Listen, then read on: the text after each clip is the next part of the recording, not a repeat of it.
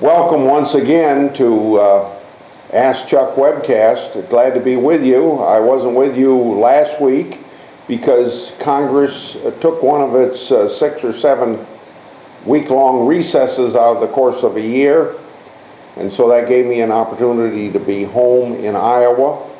And I spent Monday through Thursday in northwest Iowa having town meetings in I think 19 counties. I actually went to a county I've been in already this year for another meeting and speech, so I was in 20 different counties with 21 different meetings. But it was a wonderful opportunity to get people's opinions from the grassroots of America, to have face-to-face discussions with my constituents in Iowa, and we had large turnouts except for just one of my meetings. We had about 14 people come to an 8 o'clock in the morning town meeting, and that was the smallest group, but otherwise we averaged 50 to 60, I believe, throughout the course of a week, and that's a very, very good turnout. Get a real cross-section of the people of Iowa.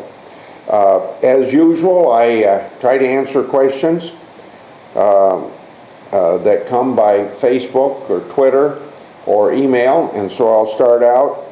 Dan from Clinton, Iowa asked, I saw a new story that the chairman of the Finance Committee is looking at taxing the miles we drive. Is there a chance it will get out of committee? Now, your question may come from the point of view of taxing people by the miles plus the gas tax.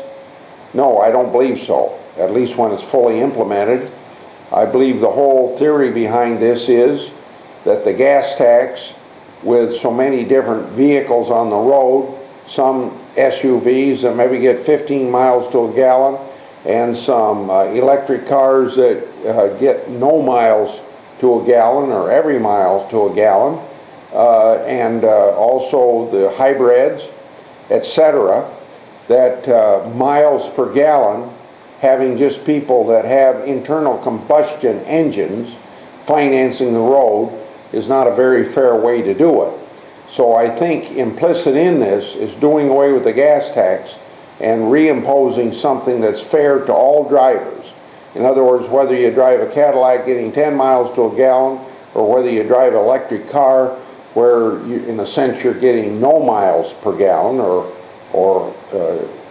well, I guess that's what you'd have to say, it tends to be a very unfair situation. And so we're looking at other ways of financing highways. But this is a new idea that hasn't been fully studied yet, and it'll be a long time before it's instituted. But I think it's a direction that we have to start looking for other ways if we're going to be fair to all drivers, all users of the road. And don't forget, the gas tax is a user's tax. The second question, Steve at Centerpoint tweets, will Congress ever seriously consider the fair tax? It can't be worse than what we have now. Well, you're absolutely right. If you look at how complex the tax code is, and everybody's zeroing in on that now that we're filing our income tax, you come to the conclusion that this whole thing ought to be thrown out. And I believe 70% of the people have that view. 30% of the people favor a flat rate income tax. 20% of the people favor the fair tax like you do. But I think that in order for this to happen is something that Steve Forbes set out to do in 1996 when he's running for president, and obviously he wasn't even get past Iowa, so it didn't go very far. But he started out to educate the people. That's what's wrong, not only from the complexity of the tax code, but what is bad about the tax code economically and for the growth of the country. And he came out in support of the flat rate income tax, but what I think he said would be also applicable to the fair tax.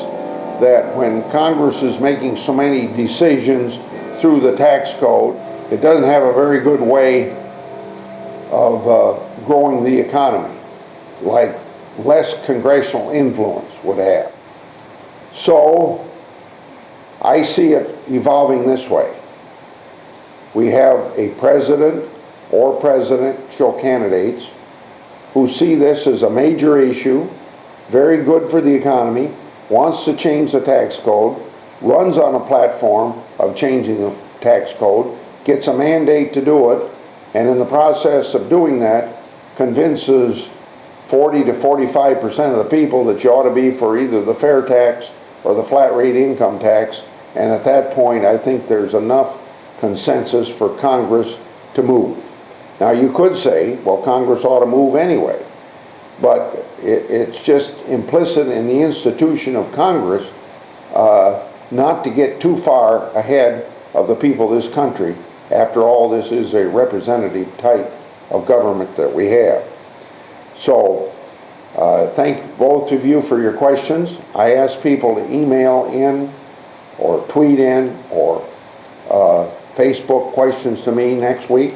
We'll be in session for another 3 weeks before we take a Easter break, and this is a very good way of communicating. And if you sent your questions in and don't get an answer orally, we'll answer in writing through the postal system. One other thing to tell you is we're going to be on the small business bill this week, and with a lot of amendments to it that'll be debated, and probably will take up most of this week, the small business community. And after all, that's legitimate because small businesses create 70% of the new jobs in America, and we all want to get this unemployment down. Thank you very much for participating.